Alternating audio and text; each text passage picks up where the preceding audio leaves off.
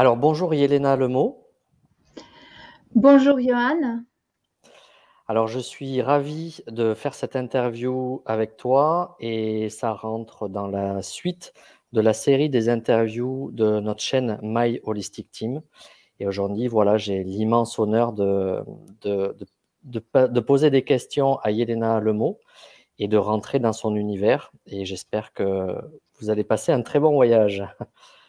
Alors, Yelena, pour commencer, est-ce que tu pourrais nous expliquer qu'est-ce qui te fait vibrer dans la vie et pourquoi l'astrologie?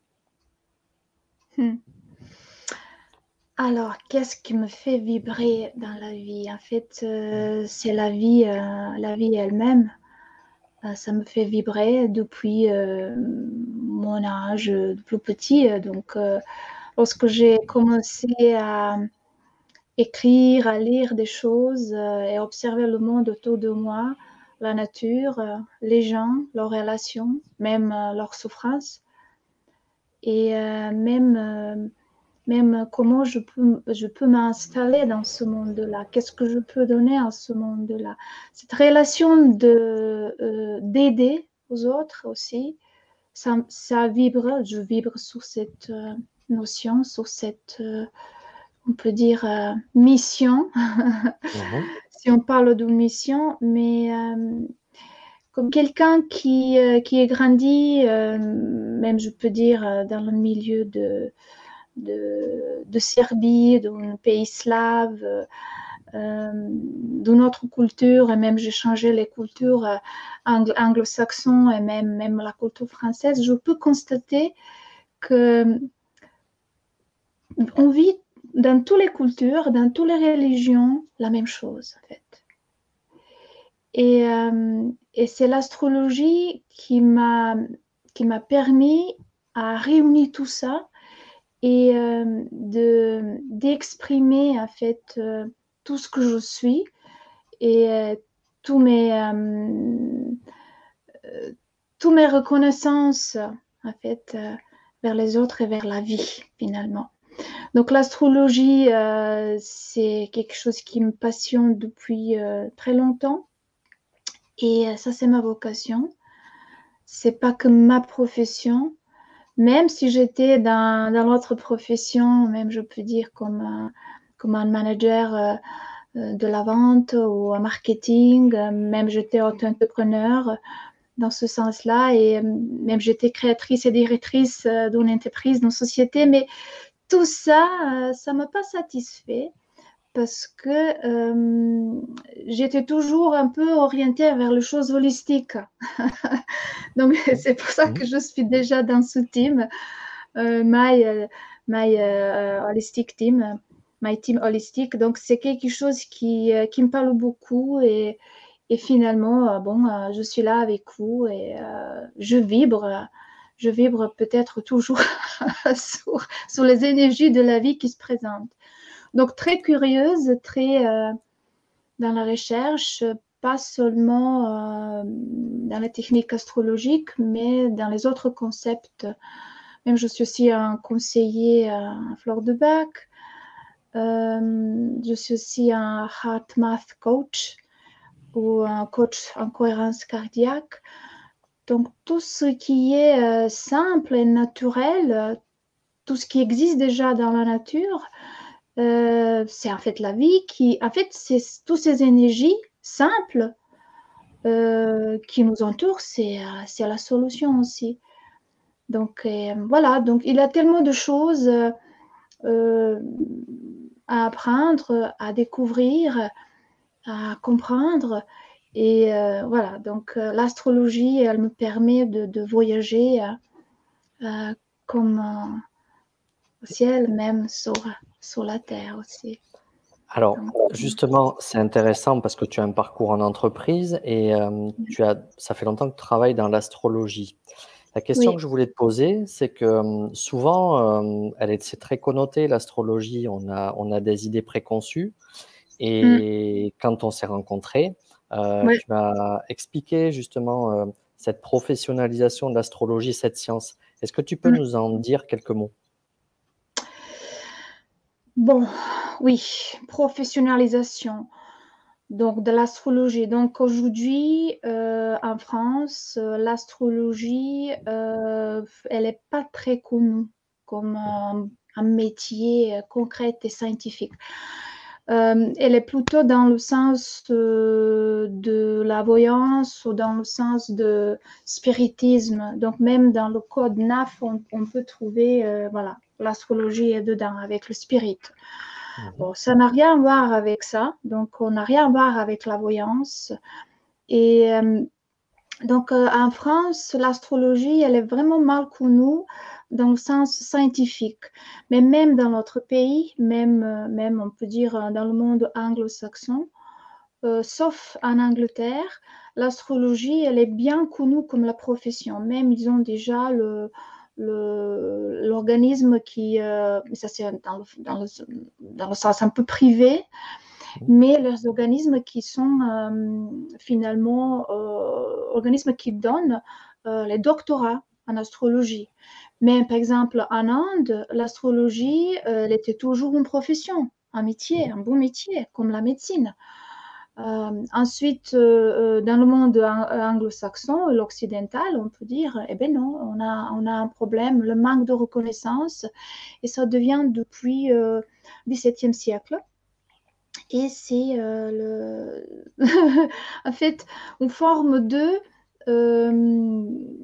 rejet de l'astrologie de l'Académie française. Rejette par rapport au Colbert, par rapport au Louis XIV aussi, même avec l'interdiction de pratiquer l'astrologie en grand public.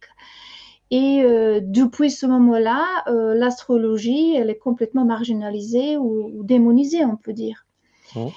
Et donc ça, c'est dans le monde, on peut dire occidental, mais dans le monde anglo-saxon, non, parce que le monde anglo-saxon, c'est un monde qui est plutôt, je peux dire, si on parle de religion, la religion de protestants. Et comment, en fait, l'astrologie, elle était bien rejetée par l'Église catholique dans la même période, par les jésuites, par l'Église, par le pape dans cette époque-là. Donc, c'était quelque chose qui ne correspond pas à la science et de l'âge doré de période de Louis XIV. Donc, rejeté. Et finalement, aujourd'hui, bon, on peut dire l'astrologie timidement recommence à s'épanouir comme une profession plus en plus. Et même comme une science. Mais par contre, la grande question, est-ce que l'astrologie, c'est une science ou pseudo-science? Qu'est-ce que c'est? C'est une discipline? Bon, moi, je peux vous dire, l'astrologie, c'est une science quantique parce que elle explique très bien le monde infiniment petit qui est à nous et le monde infiniment grand qui est autour de nous. Et l'infiniment petit, le monde quantique, c'est le miroir du monde infiniment grand, c'est-à-dire l'astronomie, on peut dire. L'astronomie et l'astrologie, ce sont été les sœurs jumelles depuis toujours. Hein. Mais bon, avec cette séparation de côté spirituel de l'astrologie et de côté matériel d'astronomie, il était effectué, comme je dis, au XVIIe siècle. Et même Nassim Haramein, il a parlé dans ce sens de séparation entre la science et de l'esprit. En fait, c'est la même chose pour l'astrologie. L'astrologie de côté implicite et l'astronomie de côté explicite. Donc, c'est on peut dire même divorce entre côté yin et yang, on peut dire. Et finalement, aujourd'hui, plus en plus, lorsqu'on est ouvert vers la quantique, vers le physique quantique, vers le mécanique quantique, etc., et ben, l'astrologie, plus en plus, elle trouve sa place. Et plus en plus, on va comprendre que c'est l'astrologie qui nous montre que l'infiniment petit, c'est le miroir d'infiniment grand, c'est-à-dire mon petit univers, c'est aussi le miroir de l'univers qui nous entoure. Donc, ce sont les étoiles et les planètes et qui nous montrent en fait comme un outil qui nous montre qui sommes-nous. Donc ça, c'est quelque chose que je dois souligner et en fait, je dis, le temps pour astrologie va arriver, c'est pas loin. Donc c'est pas loin. C'est dans le on peut dire même dans la prochaine décennie. Donc, Alors, notamment, oui. pour aller justement dans ton sens, et donc les entreprises, par exemple, sont régies aux mêmes lois de l'infiniment petit et de l'infiniment grand.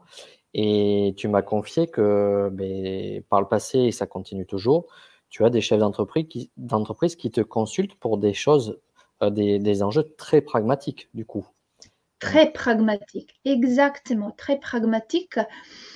Par exemple, même au niveau financier, investissement, juridique, par rapport les gens qui vont travailler ou pas, ou est-ce qu'on peut travailler dans ce poste-là, ou est-ce qu'on doit faire un changement, comment en fait même recruter les gens. Donc c'est beaucoup de questions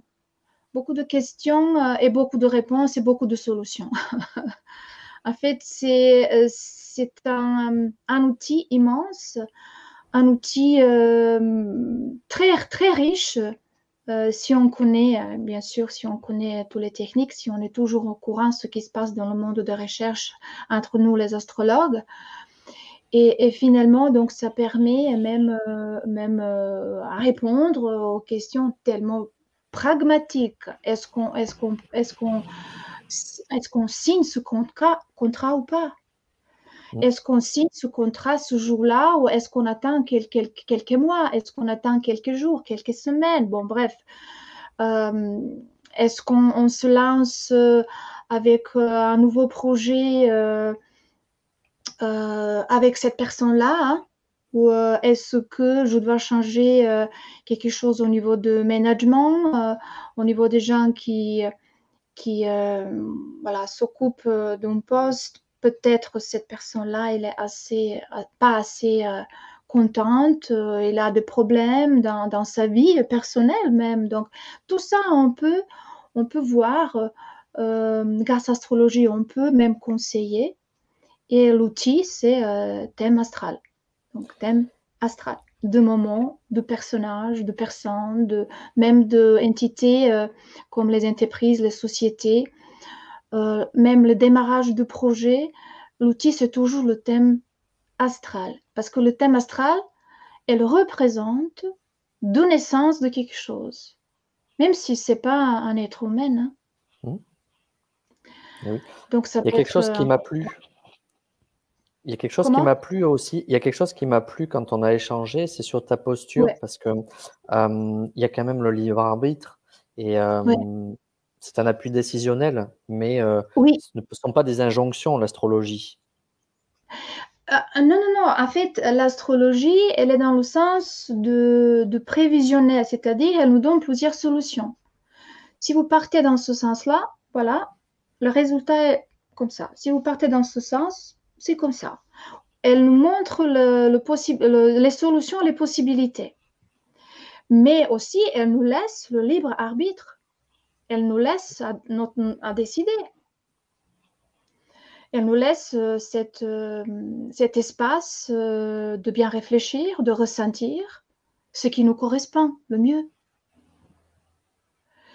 Elle décide rien pour nous. Elle ne change rien pour nous, l'astrologie. Les étoiles ne nous influencent pas du tout. Hein. C'est une en fait, phrase qui est complètement faux. Une fausse phrase. Donc, les astres ne nous influencent pas, les gens. Elles sont toujours là, elles vivent dans une concordance, c'est un miroir en fait. Elles nous aident à comprendre nous-mêmes. Qu'est-ce qu'il y a dedans? Où sont les solutions? Et même dans le sens très pragmatique. même dans le sens très spirituel, même dans le sens très personnel, même dans le sens très professionnel. Donc, dans l'astrologie, on a tous les domaines de la vie. L'astrologie, elle est, comme je dis, présentée par, quand on travaille, nous les astrologues, elle est présentée par un thème astral. Un thème astral, c'est un cercle. Elle est présentée dans un cercle, en figure géométrique idéale. C'est un système cohérent. Et nous, les astrologues, on cherche toujours à aider aux gens à trouver en soi ce système cohérent. Niveau professionnel, niveau personnel, niveau social, niveau émotionnel, relationnel.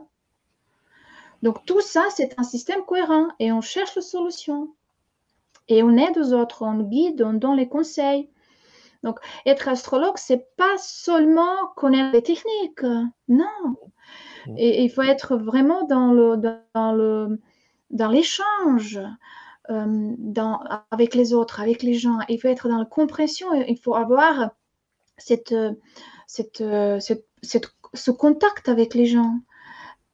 Et donc, elle est vivante, l'astrologie.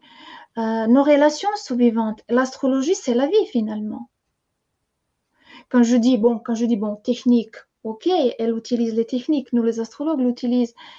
Mais c'est dans le permanent, c'est toujours dans le mouvement. La vie est mouvement, en fait. Et l'astrologie, elle nous aide à comprendre aussi ce mouvement. Dans quel sens même on peut changer ça. C'est la danse, en fait, avec l'astrologie. Pour moi, c'est la danse. Et c'est même la virtuosité. Hein. Il y a des virtuosités dedans. Et de toute façon, créer un système cohérent toujours. Un système cohérent qui nous parle. Qui a une bonne harmonie avec les autres. Et avec soi-même finalement. Et on comprend finalement toutes nos relations qu'on a, intimes, professionnelles, sociales, etc. Toutes les relations nous amènent en relation avec soi-même finalement. Et tout démarre d'ici, voilà, de nous-mêmes. Et pour les professionnels, en fait, pour le monde professionnel, l'astrologie, elle est extrêmement utile.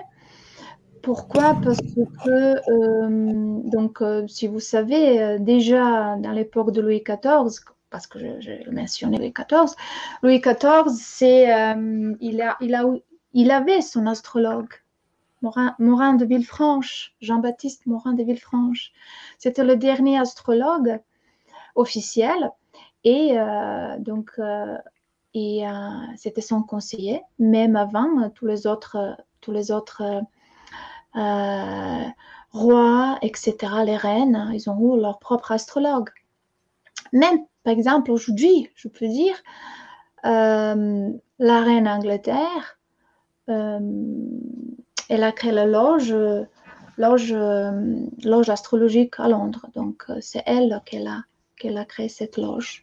Okay. Bon, donc l'astrologie, c'est un outil extrêmement puissant. C'est un outil aussi extrêmement rapide dans le sens de développement professionnel, personnel, relationnel. Donc, elle est universelle en fait. Alors, tu es vice-présidente d'un institut de recherche. Est-ce que tu peux nous en parler et quels sont les objectifs de cet institut? Alors, en fait, c'est une société internationale pour la recherche en astrologie. En anglais, on dit International Society for Astrological Research. Cet organisme, il existe plus que 50 ans. Et il existe dans le monde, notamment au début, c'était dans le monde anglo-saxon, aux États-Unis. Et petit à petit, ils sont épanouis partout dans le monde. Même il existe en Chine. Il y a à peu près 1500 membres professionnels dans cet organisme. Et leur but, c'est de de mettre l'astrologie sous sa place comme la profession et la science. Voilà. Donc, il nous donne une possibilité pour tous les astrologues partout dans le monde.